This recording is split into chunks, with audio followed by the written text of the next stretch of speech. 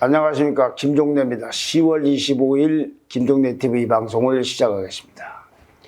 국민의힘의 원희룡 의원은 국민의힘 경선의 스타입니다. 대장동 일타 강사로도 널리 이제 유명해졌지만 여러 번 차례 있었던 토론에서도 보면은 그 품격이라든지 자질이라든지 해박한 정책적 그 식견이나 지식 이런 것들이 아주 출중하다는 평가를 받고 있습니다. 어떤 때는 뭐 장학 기자냐는 비판도 받았지만 어쨌건 참 준비도 많이 하고 여러 가지 참 많이 생각하고 많이 하는구나라는 느낌을 갖는 사람들은 저만이 아닐 겁니다. 특히 그 토론할 때도 보면은 상대방에 대한 그 아주 거친 언사 같은 건 거의 하지 않는. 네. 학력교사에서도 수석을 했고 서울법대도 수석을 했고 사법시험도 수석을 한 수석 상관왕다운 참 역시 수재형 정치인이라는 것을 입증됐다라는 평가를 받고 있습니다. 매너도 좋고요. 그런데도 이 상응하는 지지율을 얻지 못해서 그런 그 평판에 복음각에 그래서 저평가 우량주라고 아쉬워하는 사람들이 많습니다. 저도 그런 생각을 하면서 다만 이 원 후보가 이 대통령에게 우리 국민들이 요구하는 것 중에는 좀 모순적인 게 있는데요. 이를테면 민주적이고 뭐 포용도 넓고 아량도 있어야 된다고 하지만 또 그러면서 스트롱맨 같아야 된다든가 하지만 포스라든가 뭐 카리스마가 있어야 된다든가 이런 이미지가 조금 부족한 게 아닌가 하는 분석도 해봤습니다. 국민의힘의 그 이준석 대표가 한 라디오 방송에서 며칠 전에 국민의힘에 지금 현재 4명이 경쟁을 하고 있는데 4 후보자에 대한 중간평가하고 조언을 했는데요. 원희룡 후보에 대해서는 하나의 가치로 끌어올릴 수 있는 데는 지지율에는 한계가 있다. 그 다음에는 다음 단계로 레벨업 하기에는 뭐가 있어야 된다. 이건 아마 대장동 이 일타 강사 여기 말고도 그걸 더 끌어올릴 수 있는 뭐가 있어야 된다. 이런 것이 좀 아쉽다라고 한 것 아닌가 싶습니다. 이것도 역시 뭐 제가 생각하는 거라고 거의 뭐 비슷한 견해가 아닌가 싶습니다.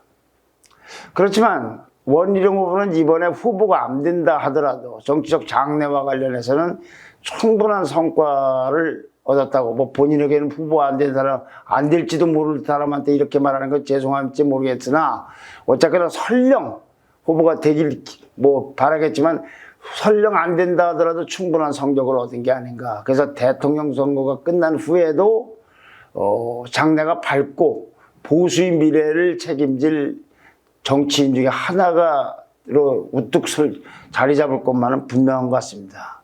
그런데요, 그 원희룡 후보가 지난 23일 한 라디오 방송에서 부인 강윤영 씨가 이재명 민주당 대선 후보에 대해서 소시오패스 경향을 보인다고 한 발언을 놓고서 이재명 후보 측의 현근택 변호사, 이 현근택 변호사도 이 제주도 사람입니다만은 언성을 높이며 격한 설전을 벌이다 자리를 박차고 나가는 방송사고가 일어났습니다. 서울의대 출신으로 신경정신과 전문의인 이 강윤영 씨는 그 3일 전인 지난 20일 날 대구 매일신문 유튜브 채널에 출연해서 진행자가 이재명 후보는 야누스, 지킬랜드 하이드 같아가 공존하는 사람 같다라고 하자 그보다는 오히려 소시오패스다. 정신과학적으로는 앤티소셜, 반사회적이라고 얘기한다라고 했었습니다. 이걸 놓고 싸웠는데 결국은 이재명 측하고 이 원 후보 측은 방송사고 후인 어제도 법적 조치하겠다 할 때만 해라고 공방을 이어갔습니다. 특히 그 공방을 이어가는 과정에서 원 후보는요, 대통령 후보의 정신건강은 명백하게 공적인 영역이라고 주장했습니다. 일단 전문가들에 의하면 소시오패스라는 건 남들과 다르지 않은 정상적 기질을 갖고 태어났지만 유년기 시절의 사회 전경적 결핍의인에 의해서 성격장애를 가지게 되며 평범한 보통 사람의 모습으로 우리들 곁에 존재하면서도 괴산적이고 치밀한 반사회적 행동을 저지른다고 그럽니다. 자, 강씨, 원희룡 후보의 부인 강씨 말대로 이재명 후보가 그런 인물인지 아닌지에 대해서는 뭐 하여튼 각자의 판단에 맡기겠습니다. 그런데 저는 그 강씨 말보다는 이 원희룡 후보의 태도와 발언에는 큰 문제가 있다고 생각을 합니다. 스타 강사였기 때문에 경선 스타이기 때문에 조금 더 아쉽습니다. 자, 먼저요, 원희 후보는 이재명 후보의, 즉 대통령 후보의 정신건강은 공적인 영역이라고 했습니다. 전 그 말에 동의합니다. 공적인 영역이라고 저는 생각을 합니다. 그런데 그럼 그 원 후보는 지난번에 유승민 후보하고 1대1 토론했을 때 윤석열 후보가 검찰총장 시절에 추미애 법무장관으로부터 징계받은 것, 이걸 사법부가 징계는 정당했을 뿐만 아니라 오히려 징계가 보통보다 낮게 징계받았다라고까지 판결을 한 게 있는데, 이걸 어떻게 생각하냐고 유승민 후보가 물으니까 사법부 판결에는 언급하지 않겠다고 답변을 피했습니다.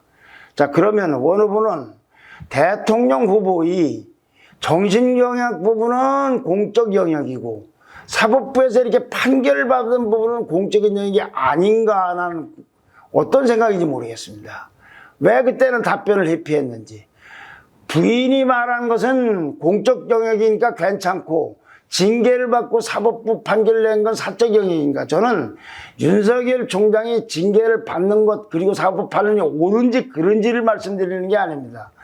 그것이 공적 영역이라면 이것도 공적 영역인데 부인 얘기에 대해서는 두둔하면서 원성까지 놓고 방송사업까지 났는데 사법부의 판결 영역에 대해서는 나는 그 답변하지 않겠다. 난 이건 무슨 잣대인지를 모르겠어요. 전제는 이재명 후보를 비판한 것이 틀렸다거나 또는 사법부의 판결이 뭐 잘했다든가 이런 뜻이 아닌 게 아니라 공적인 영역이라는 부분을 제가 얘기하는 겁니다. 더 심각한 건요, 그날 현근택 변호사와 논쟁을 하면서 저는 어떠한 경우에도 제 아내 편을 서기로 서약하고 결혼했기 때문에 저는 제 아내 발언도 전적으로 지지하고 그에 따른 어떤 책임도 질 것이라고 하면서 부인을 두둔하는 발언을 했습니다. 이 부분입니다. 제가 가장 심각하게 생각하는 건, 우리는 대선을 통해서 누굴 뽑느냐? 대통령을 뽑는 겁니다. 대통령의 부인은 선출된 사람이 아닙니다. 선출된 사람으로서 권력을 행사하는 게 아닙니다. 대통령의 부인일 뿐입니다. 그런데 원 후보 같은 식이면 대통령이 된다면 선출되지 않은 부인이 정치 분야라든가 공적 영역에서 자기 의견을 개인적인 자리가 아니라 공개적으로 밝혀주는 그 의견이 여론이라든가 법 규정이라든가 이런 거와 관련 없이 어떠한 것들이라도 무조건 지지한다는 것인지, 결혼 때의 맹약 때문에 예를 들면 북핵에 대해서도 청년 일자리에 대해서도 젠더 문제에 대해서도 무슨 장애자 문제에 대해서도 국회 문제 상황에 대해서도 특히 반대편 정당의 정당, 그러니까 집권하면 야당일 경우는 하여튼 반대편 정당, 국민의힘 민주당 이런 정당의 정치인에 대해서 의견을 공개적으로 표시했고, 그것이 어떻게 한다 하더라도 단지 결혼식 때 무조건 편들겠다는 약속했다는 이유로 무조건 지지할 건가.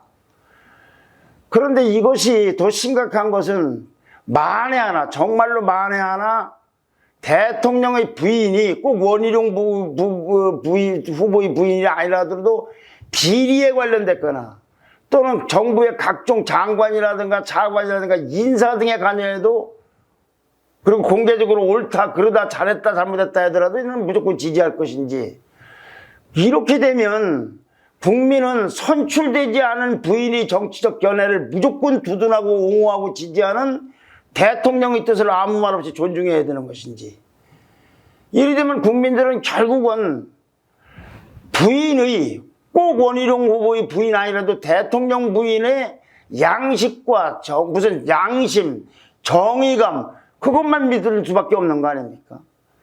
역대 대통령들이 친인척 발언이나 비리로 얼마나 많은 재앙을 초래했는지 누누이 목격해온 우리 국민들은요, 부인이나 자녀 등의 형태에는 거의 트라우마가 있을 정도입니다. 윤석열 후보는 부인의 SNS 간여설로 얼마나 지금 곤경에 처해 있습니까? 64년생으로 국민의힘의 주자들 중에서 비교적 젊은 나이인 원희룡 후보가 대학 시절에 만나 열애 끝에 만난 같은 제주도 출신인 부인 강 씨하고 사랑하고 금슬이 난다는 것, 이건 존중할 만합니다.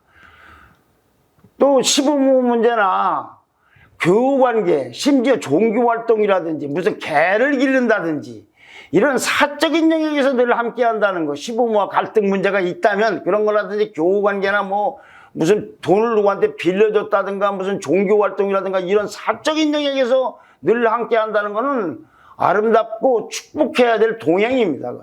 누구나 본받아야 될. 그리고 그런 가족 가치를 존중하고 가족 사랑하는 건 얼마든지 박수를 치립니다. 그렇지만 공적인 영역에서 선출되지 않은 부인의 발언을 무조건 지지한다는 것, 이건 대통령으로서는 위험천만한 발상이라고 봅니다. 하나 더 추가하고 싶은 거는요, 어제 윤석열 후보가 사과 개 논란에 대해서 있어요. 뭐 개에게 사과를 줬느냐 논란을 해명하는 과정에서 시쳇말로 선거는 패밀리 비즈니스라고 했는데, 난 이 대통령 선거를 이렇게 말하는 분들은 정치인도 처음 봅니다. 아마도 온 가족이 다 총력을 기울여서 뛰어대고 하는 것이 선거라는 뜻을 이렇게 말한 것 같은데, 아니 그렇다고 해서 어떻게 대통령 선거를 패밀리 비즈니스라고 그럽니까?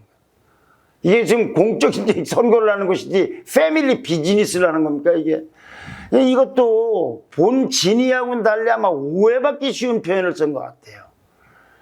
정말 이 윤 후보는 이 정제된 발언이 여전히 참 아쉽습니다. 그러나 오늘의 주제는 원희룡 후보의 얘기였고, 요점은 원희룡 후보가 대통령이 됐을 경우 부인이 모든 얘기에도 공개적으로 했더라도 옳고 그런 거 따져볼 것도 없고 상대방이 어떻게 생각할 것도 없이 내가 결혼할 때 편을 들기로 약속했기 때문에 부인을 두둔한다, 이런 논리로서는 곤란하다. 강 씨가 부인이 이재명 후보에 대해서 평가한 거, 그건 전문가가 아니라 모르겠고 그건 각지 판단할 영역이다, 이런 점을 말씀드린 겁니다.